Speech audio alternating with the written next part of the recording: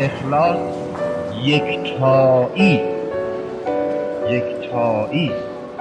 آدم هر کاری که میکنه 100 تا چیز میخواد ازش، اما اخلاص چند تایی نیست دیگه. آدم درش یکتایی، تمام وجود آدم یک بعد داره، یک جهت داره، دیگه هیچی نیست.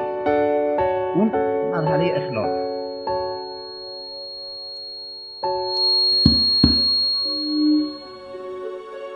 خدایا رحمتی کن تا ایمان نام و نام برای نیاورد، قوتم بخش تا نامم را برد، تا نامم را در خطر ایمانم افکنم.